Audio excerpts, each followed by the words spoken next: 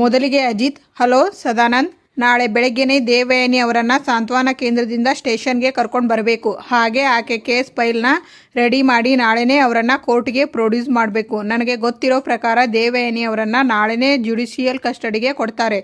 ಏ ತೊಪ್ಪೆ ಸಾಹೇಬ್ರೆ, ಇಷ್ಟೊತ್ತಲ್ಲಿ ಯಾರನ್ನೋ ಕರೀತಾ ಇದ್ದೀರಾ? ತೊಪ್ಪೆ ಅಂದರೆ ಯಾರು? ನೀನೇ ತಾನೇ ತೊಪ್ಪೆ ಅಂತ ನಿನ್ನೆ ಕರೆದಿದ್ದು. ನನಗೆ ಇಷ್ಟ ಇಲ್ಲದೆ ಇರೋದು ಏನಾದರೂ ಮಾಡ್ತಾ ಇದ್ದೀಯಾ? ನನ್ನಿಂದ ಏನಾದರೂ ಮುಚ್ಚಿಡ್ತಾ ಇದ್ದೀಯಾ? ಅಯ್ಯೋ ನಾನು ನಿಮ್ಮ ಹತ್ರ ವಿಷಯ ಮುಚ್ಚಿಡೋದು ಯಾವತ್ತಾದರೂ ನಾನು ನಿಮ್ಮ ಹತ್ರ ವಿಷಯ ಮುಚ್ಚಿಟ್ಟಿದ್ದೀನಾ? ಆ ಥರ ವಿಷಯ ಇದ್ದರೆ ನಿಮ್ಮ ಹತ್ರ ಹೇಳೋಲ್ವಾ? ಹೇಳ್ದಿರೋ ವಿಷಯ ಏನಾದರೂ ಇದೆಯಾ? ನಾನು ಮುಚ್ಚಿಡೋಕ್ಕೆ ಹೋಗ್ತೀನಾ? ಇವಾಗ ಸದ್ಯಕ್ಕೆ ನೀವು ತೊಪ್ಪೆ ಥರ ಮಾತಾಡೋಕ್ಕೆ ಹೋಗಬೇಡಿ. ನಿಮಗೂ ಗುಡ್ ನೈಟ್, ನನಗೂ ಗುಡ್ ನೈಟ್. ನಾನು ಮಲ್ಕೋತೀನಿ, ನೀವು ಮಲ್ಕೊಳ್ಳಿ. Good night. ಆಗ ಭೂಮಿ ಮನಸ್ಸಲ್ಲಿ, ನಮ್ಮ ಸಾಹೇಬ್ರು ಬಲೆ ಡೇಂಜರ್. ನಮ್ಮ ದೇವಯಾನಿ ಅಮ್ಮನಿಗೆ ಹೇಳ್ಕೊಡಿಸೋ ವಿಷಯನ ನನ್ನ ಬಾಯಿಂದನೇ ಕಕ್ಕಿಸಿ ಬಿಡ್ತಾರೆ. ಅವರಿಂದ ಹುಷಾರಾಗಿ ಇರಬೇಕು ನಾನು.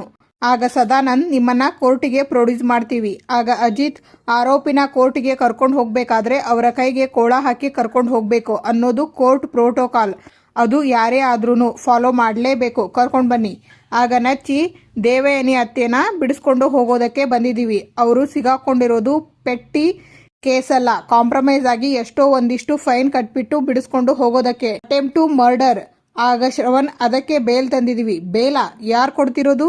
ನಾನೇ. ನನಗೆ ನಿಮ್ಮ ಮೈಂಡಲ್ಲಿ ಏನು ರನ್ ಆಗ್ತಾ ಇದೆ ಅಂತ ಗೊತ್ತಾಗ್ತಾ ಇಲ್ಲ. ಅಲ್ಲ, ನಿಮ್ಮ ಹೆಂಡತಿ ಮೇಲೆ ಅಟ್ಯಾಕ್ ಮಾಡಿದವರು, ನಿಮ್ಮ ಹೆಂಡತಿನ ಸಾಯಿಸೋಕೆ ನೋಡಿದವರು, ಅವರಿಗೆ ನೀವು ಬೇಲ್ ಕೊಡ್ತಿದ್ದೀರಾ? ನೋಡಿ, ನೀವು ತುಂಬ ಒಳ್ಳೆಯವರು ಅಂತ ನನಗೆ ಗೊತ್ತು. ಆದರೆ ಇಷ್ಟು ಒಳ್ಳೆತನ ಒಳ್ಳೆಯದಲ್ಲ.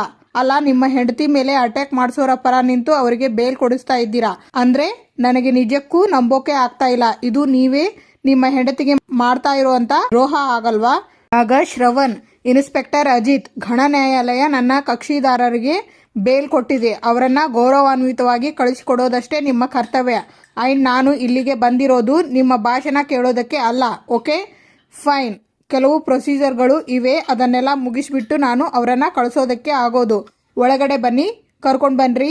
ಆಗ ಭೂಮಿ ದೇವಯಾನಿಯಮ್ಮ ಅಂತ ಹಗ್ ಮಾಡ್ತಾರೆ. ಆಗ ದೇವಯಾನಿ, ನನ್ನ ಸೋದರ ಅಳಿಯನೇ ನನ್ನನ್ನು ಅರೆಸ್ಟ್ ಮಾಡಿದ್ರು ಅದನ್ನು ಯಾವುದನ್ನು ಮನಸ್ಸಲ್ಲಿ ಇಟ್ಕೊಳ್ಳದೆ ನನ್ನ ಮೇಲೆ ದ್ವೇಷ ಸಾಧಿಸ್ದೆ ನನ್ನ ಮಗಳನ್ನ ಈ ಮನೆ ಸೊಸೆಯಾಗಿ ಮಾಡ್ಕೊಂಡ್ರಿ. ಅವಳಿಗೆ ಒಂದು ಬಾಳು ಕಟ್ಕೊಟ್ರಿ. ನಿಮ್ಮ ಋಣನ ನಾನು ಯಾವತ್ತೂ ಮರೆಯಲ್ಲ.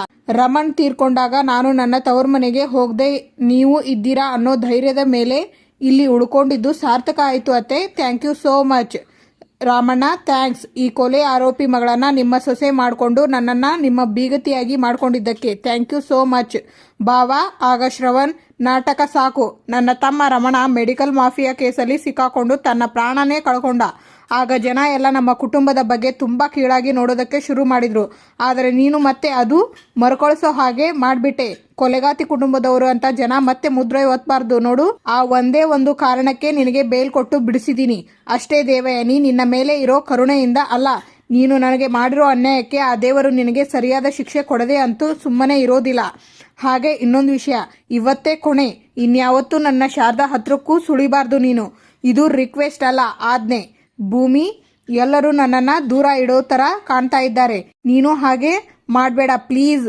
ದೇವಯಾನಿಯಮ್ಮ, ನಾನು ನಿಮ್ಮನ್ನ ಯಾವತ್ತೂ ಬಿಟ್ಕೊಡಲ್ಲ. ಅಳಬೇಡಿ ದೇವಯಾನಿಯಮ್ಮ, ಅಳಬೇಡಿ. Thank you Anju. ಆಗ ಅಂಜು, ನಚ್ಚಿ, ತುಂಬ ತಲೆನೋಯ್ತಾ ಇದೆ, ಯಾವುದಾದ್ರೂ ಟ್ಯಾಬ್ಲೆಟ್ ಇದ್ರೆ ಕೊಡು. ಆಗ ಭೂಮಿ, ಅಂಜು ನಿಂತ್ಕೋ.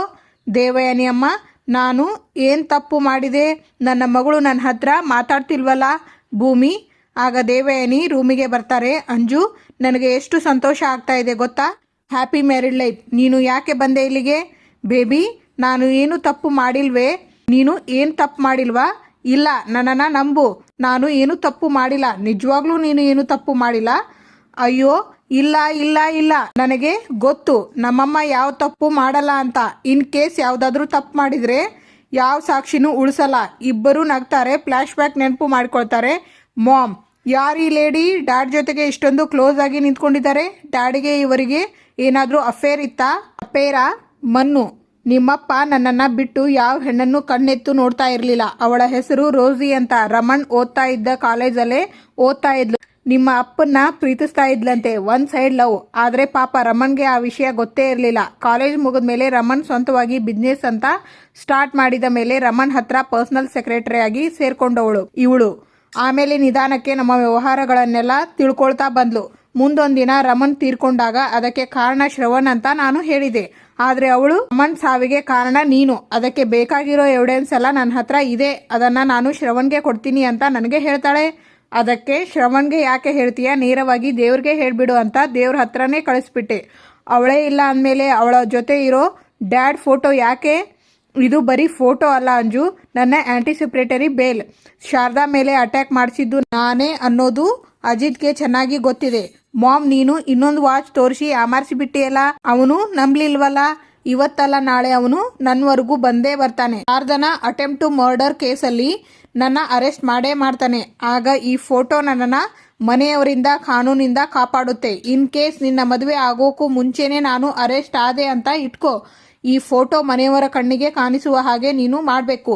ಆಮೇಲಿಂದು ನಾನು ಅಂದ್ಕೊಂಡ ಹಾಗೆ ನಡೀತಾ ಹೋಗುತ್ತೆ. Mom, I love you baby, I love you too mom. ಶಬ್ಬಾಷ್ ಮಗಳೇ, ಅಂತೂ ನಮ್ಮ ಪ್ಲಾನ್ನ ಪರ್ಫೆಕ್ಟ್ ಆಗಿ ಎಕ್ಸಿಕ್ಯೂಟ್ ಮಾಡಿದೀಯಾ. ನಾನು ನಿನ್ನ ಮಗಳು ಮಾಮ್. ಮತ್ತೆ ಹೌದು, ನಮ್ಮ ಪ್ಲಾನ್ ಅಲ್ಲಿ ನೀನು ನನ್ನನ್ನ ದ್ವೇಷ ಮಾಡೋ ತರ ಯಾವುದೂ ಇರ್ಲಿಲ್ವಲ್ಲ. ನಾನು ಇಂಪ್ರೂವೈಸ್ ಮಾಡ್ಕೊಂಡೆ. ಮನೆತನದ ಗೌರವ ಅಂತ ಬಂದ್ರೆ ಈ ಅಂಜನಾ ತಾಯಿನೂ ಕೇರ್ ಮಾಡಲ್ಲ, ಒಬ್ಬ ಸೊಸೆಯಾಗಿ ನಡ್ಕೊಂತಾಳೆ ಅಂತ ಎಲ್ಲರಿಗೂ ಬಿಸ್ಕೆಟ್ ಹಾಕ್ಬೇಕಾಯ್ತು. ಬಿಸ್ಕೆಟ್ ಹಾಕ್ತೆ ಇವ್ರನ್ನೆಲ್ಲ ಬಕ್ರ ಮಾಡಿದೆ. ಅಪ್ಪ ಇಲ್ದಂಗೆ ಮಾಡಿದ ಆ ಶ್ರವಣ್ನ, ಮದುವೆ ಟೈಮಲ್ಲಿ ಅಮ್ಮ ಇಲ್ದಂಗೆ ಮಾಡಿರೋ ಅಜಿತ್ನ, ನನ್ನ ಮೊದಲನೇ ಕನಸಿಗೆ ಬೆಂಕಿ ಹಚ್ಚಿರೋ ಆ ಭೂಮಿನ ಇನ್ಮೇಲೆ ಹೇಗೆ ಆಟ ಆಡಿಸ್ತೀನಿ ಅಂತ ನೋಡ್ತಾ ಇರು ಮಾಮ್. ಮಹಾಭಾರತದ ಶಕುನಿನ ಈ ಮಾಡರ್ನ್ ಅಂಜನಾ ರೂಪದಲ್ಲಿ ನೋಡ್ತೀಯ ಇನ್ಮೇಲೆ. ವಾವ್ ಅಂಜು, ಏನೇ ಇದು ನಿನ್ನ ಟ್ರಾನ್ಸ್ಫಾರ್ಮೇಶನ್, ನನ್ನ ಕಲ್ಪನೆಗೂ ಮೀರ್ಬಿಟ್ಟಿದೀಯಾ ನೀನು. Very good baby, very good. ಇವತ್ತಿಗೆ ನಿನ್ನ ಸಂಚಿಕೆ ಮುಕ್ತಾಯವಾಗುತ್ತದೆ. ಮುಂದಿನ ಸಂಚಿಕೆಯಲ್ಲಿ ಆಗ ಭೂಮಿ ದೊಡ್ಡ ಸಾಹೇಬ್ರು ದೇವಯಾನಿ ಅಮ್ಮನಿಗೆ ಬೇಲ್ ಕೊಡಿಸಿದ್ರು ಅಂತ ನೀವು ಬೇಜಾರು ಮಾಡ್ಕೊಂಡಿದ್ದೀರಾ. ಆಗ ಅಜಿತ್ ದೇವಯಾನಿ ಅತ್ತೆಯಿಂದಾನೇ ಶಾರದಾ ಅತ್ತೆಗೆ ತೊಂದರೆ ಆಗಿರೋದು, ಹಾಗೆ ಮನಸ್ವಿನಿ ಕಾಣೆ ಆಗೋದಕ್ಕೆ ಕಾರಣ ಆಗಿರೋದು. ಅಂಥದ್ರಲ್ಲಿ ಅವರಾಗವರೇ ಹೋಗಿ ದೇವಯಾನಿ ಅತ್ತೆಗೆ ಬೇಲ್ ಕೊಟ್ಟಿರೋದಕ್ಕೆ ಚಾನ್ಸೇ ಇಲ್ಲ. ಅವರಿಗೆ ಯಾರೋ ಎಮೋಷನಲಿ ಬ್ಲ್ಯಾಕ್ ಮೇಲ್ ಮಾಡಿ ಅವರು ಈ ರೀತಿ ಮಾಡೋ ಹಾಗೆ ಮಾಡಿದ್ದಾರೆ. ಆದ್ರೆ ಅದು ಯಾರು ಅಂತ ಗೊತ್ತಿಲ್ಲ. ಅದು ನಾನೇ ಸಾಹೇಬ್ರೆ. Thank you for watching.